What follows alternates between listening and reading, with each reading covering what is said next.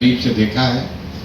ये लोग जन स्वराज परिवार का जब हिस्सा बन रहे हैं, सोचने समझने जांचने परखने के बाद जुड़ रहे हैं, कहीं न कहीं जन स्वराज की सोच की यही ताकत है। पिछले 2-2.5 वर्षों से हम लोग यही कह रहे हैं कि सत्य की एक अपनी ताकत है, उस पर जितना भी कीचड़ उछालोगे उससे कोई फर्क नहीं पड़ने वाला है। धीरे धीरे लोगों को पता चलेगा कि सही रास्ता कहाँ है, कौन सा दल, कौन सी व्यवस्था उनके और उनके बच्चों के भविष्य के लिए बेहतर हो सकती है। जहाँ तक रह गई बात चुनाव की, बिहार जीतने की, बिहार बदलने की, व्यक्तिगत तौर पर मैं रोज कहता हूँ, हमारे लिए जन स्वराज या ये प्रयास एमएलए बनना, मंत्री बनना, बिहार की सरकार में शामिल होना, ये हमारा जीवन का उद्देश्य नहीं है। इसलिए जन स्वराज नहीं बनाए। जिसको थोड़ी बहुत भी राजनीति की समझ है वो जानता है कि अगर हमको एमएलए एमपी बनना होता, मंत्री बनना होता, तो उसके लिए इस तरह के किसी प्रयास की जरूरत नहीं है। आप जिस राज्य का नाम ले लीजिए, उसी राज्य से हम एमपी एमएलए बन सकते हैं, कोई पार्टी बना लेगा। हम यहाँ पर ये जो व्यवस्था शुरू कर रहे हैं, इस देश में गांधी के आदर्शों पर, व्यवस्थित तरीके से गांधी के आदर्शों पर चलने वाला एक कोई विकल्प बने, भले छोटा प्रयास है।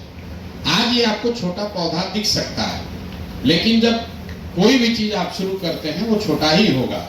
एवरेस्ट पर चढ़ने के लिए भी आपको नीचे से ही शुरू करना है। तो हमारी जो सोच है, ये व्यवस्था जो हम लोग बना रहे हैं, अगर आपको बीजेपी के विचारधारा पर आधारित राजनीतिक व्यवस्था से लड़ना है, तो हम लोग देख रहे हैं पिछले 10-15 साल से, ये कहीं का ईंट कहीं का गारा जोड़कर आपको लड़ाई नहीं लड़ सकते हैं। भाजपा विचारधारा आधारित एक राजनीतिक व्यवस्था है, तो अगर विचारधारा आधारित भाजपा से लड़ना है तो आपको लोहे को लोहा काटता है, विचारधारा आधारित ही राजनीतिक व्यवस्था बनानी पड़ेगी। और इस देश में जब आपको भाजपा के विचारधारा से लड़ना है, तो गांधी ही एक वो विचारधारा है जिससे कि उसका मुकाबला किया जा सकता है।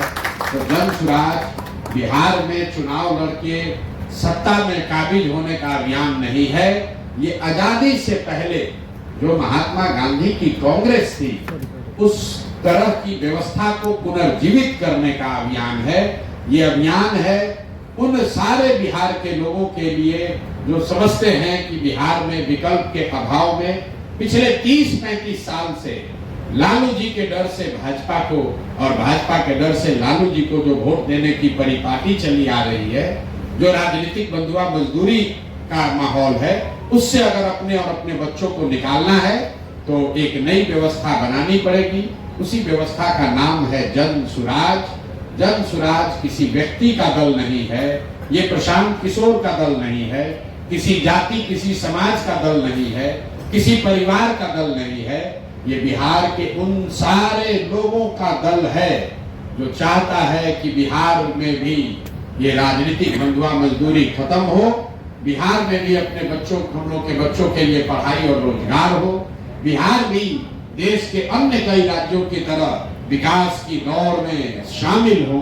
जो लोग भी ये सोच रखते हैं वो जन स्वराज के मालिक मुखिया हैं। आज प्रशांत किशोर इसके चेहरा के तौर पर दिख सकते हैं। आज से 5 वर्ष के बाद, 10 वर्ष के बाद संभव है कि प्रशांत किशोर से भी काबिल कोई व्यक्ति जो इसी बिहार का हो, जो इस दल का नेतृत्व करेगा। वो मुस्लिम भी हो सकता है, वो अति पिछड़ा भी हो सकता है, वो सामान्य वर्ग का भी हो सकता है, वो दलित समाज का भी हो सकता है। जाति और पारिवारिक पृष्ठभूमि का ध्यान में न रख के सिर्फ और सिर्फ मेरिट और समाज के लिए कुछ करने की क्षमता के आधार पर इस दल को चलना और बढ़ना है। आप दोनों लोग का मैं तहे दिल से शुक्रिया अदा कर रहा हूं और एक ही बात कह के खत्म करूंगा कि चाहे कुछ भी हो जाए, जब तक मैं इस व्यवस्था से जुड़ा हूं, 2 बातें बिल्कुल आप लिख लीजिए कि मेरे आचार विचार व्यवहार से ऐसा कुछ भी नहीं होगा जिससे कभी जीवन में आपको इस दल से जुड़े होने से शर्मिंदगी उठानी पड़े। और दूसरी बात, जिस ईमानदारी और शुद्धता से मैंने इसका नींव रखा है, जब तक मेरी जिंदगी है, उस ईमानदारी और शुद्धता में कोई कमी नहीं आने दूंगा। उससे कोई कॉम्प्रोमाइज नहीं होगा, ना विचारधारा के आधार पर, ना व्यवहार के आधार पर। कॉम्प्रोमाइज नहीं होगा, चाहे 10 बरस लगे, 20 बरस लगे, सफलता मिलना नहीं मिलना अलग बात है, लेकिन ईमानदारी और शुद्धता से कॉम्प्रोमाइज नहीं होगा। और जो बात हम लोग कह रहे हैं उस पर पूरी तरीके से कायम रहेंगे, कोशिश करेंगे कि अपने आचार विचार से ऐसा व्यवस्था रखें ताकि आपको हमेशा ये लगे, कोई समाज में हमेशा लोग यही कहे कि नहीं भाई आप अच्छे लोगों के साथ हैं, अच्छी व्यवस्था के साथ हैं, अच्छी सोच के साथ हैं।